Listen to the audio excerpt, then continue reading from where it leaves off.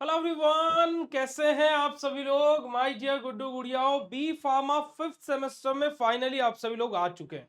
और जैसे कि मैंने आप लोगों से बोला था कि आप लोगों को मैं इस सेमेस्टर में बड़े ही अच्छे और इंटरेस्टिंग तरीके से मैं आपको पढ़ाऊंगा, तो आज मैं आप सभी लोगों के लिए लेकर के आ गया हूं जूरिस्प्रूडेंस का यूनिट नंबर फर्स्ट, जहां पर हम लोग बात करेंगे drug and cosmetic act 1940 and it's rule 1945 के बारे में।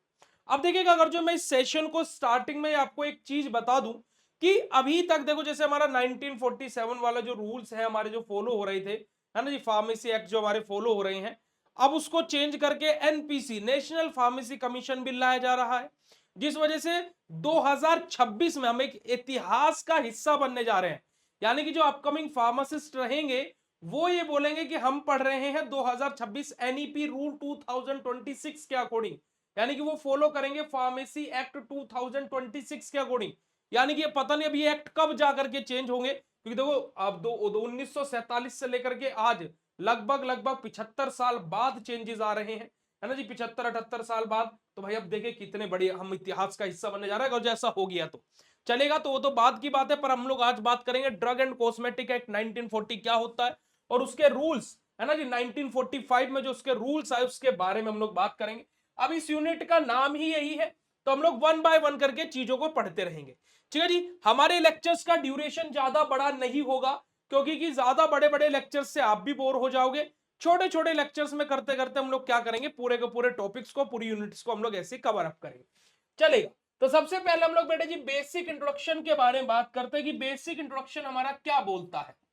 अगर जो हम लोग इंट्रोडक्शन के बारे में बात करें ड्रग एंड कॉस्मेटिक एक्ट 1940 के बारे में, तो drug and cosmetic act 1940 is an act to, बेटा जी हमारा क्या है बेटा जी, ड्रग एंड कॉस्मेटिक एक्ट 1940 हमारा ऐसा एक्ट है जो अमेंड हुआ लॉ रिलेट हमारा क्या बेटा जी, हमारा relating to drug and cosmetic. कि हमारा ये किससे रिलेटेड है बेटा जी, यहाँ पर जो ये हमारा लॉ आया, ये किस कैसा अमेंडमेंट था बेटा जी, हमारा जो ये लॉ आया हमारा वो किससे रिलेटेड था, हमारे ड्रग और कॉस्मेटिक से रिलेटेड था। यानी कि हमारी दवाइयों से और जो कॉस्मेटिक प्रोडक्ट होते हैं, जैसे कि हमारे लाली लिपस्टिक पाउडर, है ना जी, हमारे जैसे नेल पॉलिश हो गया, है ना जी, लिपस्टिक हो गया, इन सब चीजों से रिलेटेड था, है ना। It regulate the impact, manufacture, distribution, sale and quality of drug and cosmetic अपना। अब बेसिकली जो हमारे रूल है ड्रग एंड कॉस्मेटिक एक्ट 1940, ये आखिर करता क्या है। ड्रग एंड कॉस्मेटिक एक्ट 1940 बेटा बेसिकली हमारा क्या करता है, इंपोर्ट का, है ना, पूरा का पूरा रेगुलेशन देखता है। साथ ही साथ कैसे मैन्युफैक्चरिंग हो रही है, कैसे क्या चीजें, क्या प्रोटोकॉल्स फॉलो होने चाहिए, तो पूरा मैन्युफैक्चर क्राइटेरिया देखता है। उसी के साथ साथ जो चीजें हैं, जो हमारी ड्रग्स है या फिर जो कॉस्मेटिक प्रोडक्ट है, उनका डिस्ट्रीब्यूशन कैसे होगा, किस तरीके से उनकी सेल्स होंगी एंड क्वालिटी स्टैंडर्ड्स क्या होंगे, ये सारे के सारी चीजें बेटा हमारे इस रूल के द्वारा ही रेगुलेट की जाती हैं। ठीक है जी, इट कम इनटू हमारा फोर्स ऑन 1 अप्रैल 1940 अपना, कि हमारा बेटा बेसिकली हमारे कब आया, 1 अप्रैल 1940 में आया। इसी वजह से हमने इसको क्या बोला, ड्रग एंड कॉस्मेटिक एक्ट 1940 बोला। ठीक है जी, तो हमारा क्या है कि ड्रग एंड कॉस्मेटिक एक्ट क्या होता है और ड्रग एंड कॉस्मेटिक एक्ट 1940 क्यों बोला, क्योंकि 1 अप्रैल 1940 में देखने को मिला। ठीक है जी, अब इसके मेन ऑब्जेक्टिव्स के बारे में बात की जाए कि ऑब्जेक्टिव्स क्या है इस रूल के, इस हमारे ड्रग एंड कॉस्मेटिक एक्ट के बेटा जी, तो to ensure that drug and cosmetic available to the public are safe, effective and standard quality.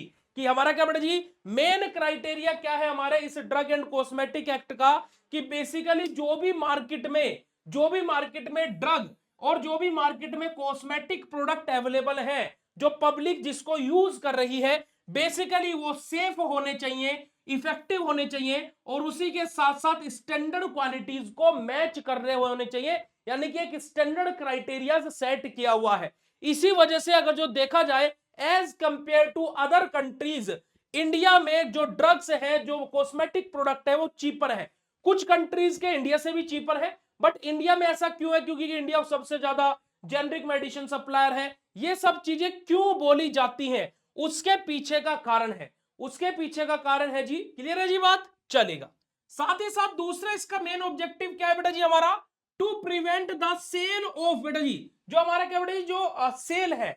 अब देखो क्या होता है कि मार्केट में बहुत सारी ऐसी चीजें हैं जो फेक है, जो गलत तरीके से बेची जा रही हैं।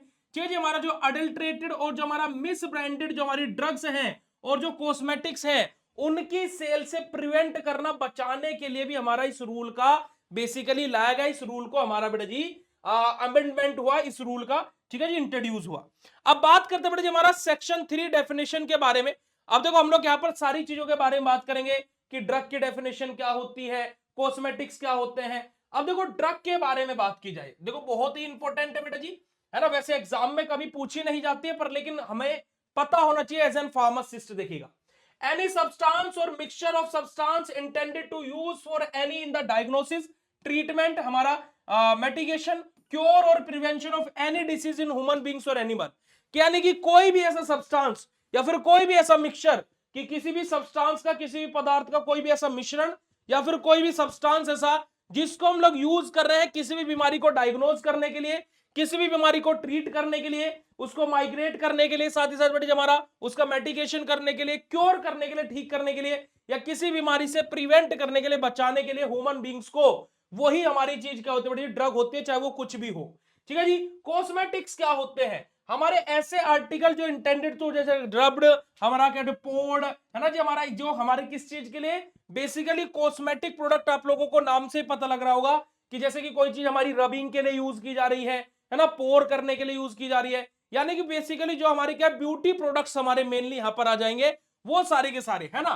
और otherwise applied to the human body, ठीक है जी, किसके लिए, क्लीनिंग के लिए, ब्यूटीफाइंग के लिए, है ना जी, प्रमोटिंग, जो हमारा बेटे एट्रैक्टिवनेस है उसको प्रमोट करने के लिए, इन सब के लिए जो भी प्रोडक्ट हमारे यूज हो रहे हैं वो होता है हमारे कॉस्मेटिक प्रोडक्ट। अडल्ट्रेटेड ड्रग्स हमारी क्या होती है, ऐसी ड्रग्स, है ना जी, हमारी drug that does not conform to the standard of quality, purity and strength of the, बेटे हमारा क्या है, लेड डाउन अपना, कि अडल्ट्रेटेड ड्रग हमारी क्या होती है बेटे, हमारी ऐसी ड्रग जो हमारी क्या बेटे हमारा कंफर्म ना करती हो, जो अपनी क्या उनकी जो स्टैंडर्ड क्वालिटी है, प्योरिटी है और जो स्ट्रेंथ है, इन सारी चीजों को, है ना। ये मिस ब्रांडेड ड्रग क्या होती है बेटे हमारी, ऐसी ड्रग जो बेटे लेबल या फिर जो हमारे कैसे हमारे जो बेसिकली ऐसी ड्रग्स जिन पर कोई परफेक्टली लेबलिंग ना हो कि भाई किस ब्रांड की है, कैसे क्या है। तो देखिए ड्रग हुज लेबल या फिर बेटे जो हमारा जो कंटेनर है कैरीज फॉल्स या फिर मिसलीड इंफॉर्मेशन, हमारा कि मिस ब्रांड ड्रग का मतलब क्या होता है कि हमारी ऐसी ड्रग जो जिनके ऊपर लेबल लगा हो या फिर ऐसे कंटेनर्स जो फॉल्स क्लेम कर रहे हो या फिर मिसलीडिंग कॉन्सेप्ट को फॉलो कर रहे हो, तो वो हमारे क्या होते हैं बेटे, हमारे बेसिकली हमारा क्या बेटे हमारा मिस ब्रांडेड हमारी जो ड्रग होती है। उसी के साथ साथ बेटे हमारा जो सुपीरियस ड्रग जो हमारी होती है, सुपीरियस ड्रग हमारी कौन सी होती है, a drug which is falsely distributed with respect to the identity हमारा कॉम्पोजिशन ऑफ सोर्सेज। अपना क्या बात बोलेगी बेटी हमारी कि सुपरीसियस हमारी जो ड्रग होती है क्या होती है, ऐसी ड्रग होती है जो फॉल्सली डिस्क्राइब कर रही हो कि उनके पास में बेटा जी ये चीजें अवेलेबल है। जैसे अभी आपने देखा होगा कि मार्केट में तरह तरह के प्रोडक्ट आते हैं, वो बोलते हैं कि चारकोल, जैसे कि ये अपना टमाटो केचप ले लो, टमाटो केचप में क्या बोला जाता है कि ये क्या है, टमाटो केचप है ना। इसको क्या है कि 100% प्योर फार्म से बना हुआ टमाटो केचप। अब उसमें क्या है कि, है ना जी, किसान जैम उसको जैसे कि कंपनी है, तो अलग अलग कंपनीज है। अब वहां पर क्या होता है कि वो क्या बोल रहा है कि टमाटो केचप है ये। अब उसके पीछे अगर जो आप बढ़ोगे तो वो क्या है कि टमाटो केचप के नाम पर वहां पर 1 या 2% ही टमाटो डाला हुआ है, बाकी सब उसमें केमिकल्स हैं। तो वही चीज है, ये क्या बेटा जी एक तरीके से हमारे क्या हमारा सुपीरियर ड्रग है हमारी। अब वो क्या बोलते हैं कि हमने तो ये नाम है ब्रांड का, है ना जी, ये क्या है, नाम है ब्रांड का 100% टमाटो केचप, यानी ये ब्रांड का नाम है, ठीक है जी, ये कोई क्लेम नहीं कर रहे हैं। नोट ऑफ स्टैंडर्ड क्वालिटी हमारा NSQ हमारा क्या होता है बेटा जी, हमारी जो ड्रग है which falls to meet the जो प्रिस्क्राइब्ड स्टैंडर्ड्स है, यानी कि जो स्टैंडर्ड मैच करने चाहिए थे किसी भी ड्रग को, वो प्रिस्क्राइब स्टैंडर्ड्स को मैच नहीं कर रही है। ये हमारे क्या होते हैं बेटा जी, बेसिकली हमारे हमारे स्टैंडर्ड क्वालिटी NSQ हमारे होते हैं, ठीक है जी। चलेगा, आगे बात करते हैं बेटा जी, आगे की तरफ मूव करते हैं। हमारा ऑर्गेनाइजेशन और जो हमारी अथॉरिटीज हैं जो basically drug and cosmetic act को देखती हैं, यहां पर अगर जो हम लोग बात करें सेंट्रल गवर्नमेंट के अंडर में जो हमारी अथॉरिटी है, तो देखिएगा ड्रग टेक्निकल हमारा एडवाइजरी बोर्ड जो कि सेक्शन 3B के अंतर्गत आता है। Central drug standard control organisation यानी कि CDSCO जो कि सेक्शन A4 के अंदर 4A के अंतर्गत आता है। और कंट्रोलर ऑफ ड्रग यानी कि इंडिया हमारा जो सेक्शन 5 के अंतर्गत आता है। यहां पर हमारी स्टेट गवर्नमेंट भी इन्वॉल्व हो जाती है जी। यहाँ पर जैसे कि हमारा जो लाइसेंसिंग अथॉरिटी है और जो इंस्पेक्टर्स है वो यहाँ पर हमारे आ जाएंगे। अदरवाइज मेनली ये चीज हमारी सेंट्रल लेवल पर ही बेटा जी होती है। ठीक है जी। अब यहाँ पर अगर जो हम लोग एक एक करके बात करेंगे, जैसे कि हम लोग सेंट्रल गवर्नमेंट के बारे में बात करें, तो यहाँ पर हमारे बेटे हमें क्या करेंगे बेटे, हमारा फ्रेम रूल्स हमारे यहाँ पर फॉलो करने पड़ेंगे, है ना जी। हमारा मोडिफाइड हमारे स्टैंडर्ड जो रहेंगे, या फिर जो अपॉइंट्स अथॉरिटीज है उन सारी चीजों से हमें अप्रूवल लेना पड़ेगा। सीडीएससीओ के बारे में बात करें, यानी कि central drug standard control organisation के बारे में बात करें, तो ये क्या करता है, जो न्यू ड्रग है उनको अप्रूव करता है जी। ठीक है जी। हमारा उसी के साथ साथ जो मैन्युफैक्चर है, जो क्लिनिकल ट्रायल्स हैं, उन सब चीजों को हमारा सीडीएससीओ हमारा जो सेक्शन 4A के अंतर्गत आता है ये देखता है। स्टेट गवर्नमेंट बेटे जो हमारा इंप्लीमेंट करते हैं, जैसे कि हमारा क्या implement act in the state, की स्टेट में जो पर्टिकुलर एक्ट्स है उन सारी चीजों को देखती है।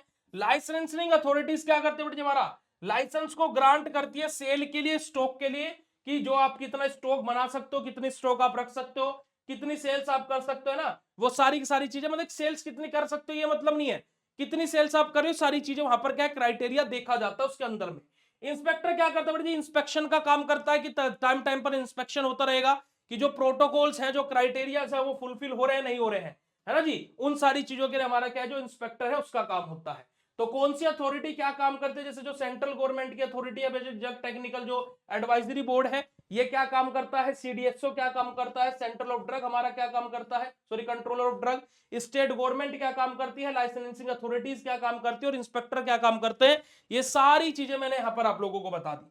अब उसी के साथ साथ अगर जो हम लोग यहाँ पर बात करें मेरे गुड्डू गुड़ियाओ, और अगर जो हम लोग बात करें बेटे हमारा प्रोहिबिटेड हमारा जो प्रोडक्ट्स हैं उनके बारे में बात करेंगे, जो कि हमारा सेक्शन 8 और सेक्शन 8A के अंतर्गत हमारा आता है। तो ये हमारा क्या होता है, the following are the prohibited for manufacturing, sale, stock, exhibit और हमारा बेटा जी डिस्ट्रीब्यूशन के लिए। जैसे कि हमारा अडल्ट्रेटेड ड्रग तो नहीं है, मिसब्रांडेड ड्रग तो नहीं है, हमारा सुपीरियस ड्रग तो नहीं है ना, हमारा जो स्टैंडर्ड क्वालिटी ड्रग है वो फॉलो हो रही है नहीं हो रही है ना, जो कॉस्मेटिक हमारा जो कंटेन है ना, कंटेनिंग जो हार्मफुल सब्सटेंस और हमारा नोटिफाइड है नहीं है कि भाई इसके अंदर कोई हार्मफुल सब्सटेंस है या नहीं है, और अगर जो हार्मफुल सब्सटेंस है तो उसके ऊपर वो नोट होना चाहिए, है ना। जैसे हार्मफुल ड्रग है हमारा, है ना, जो हमारा सुपीरियस ड्रग है हमारा, तो इस तरीके से क्या लेबलिंग वहां पर प्रॉपर होनी चाहिए, जो कि आप लोगों को देखने को मिलेगी। चलेगा जी। अगर जो हम लोग यहाँ पर बात करें ड्रग एंड कॉस्मेटिक रूल 1945 के बारे में, अब ये तो एक्ट हो गया भाई जो 1940 में आया।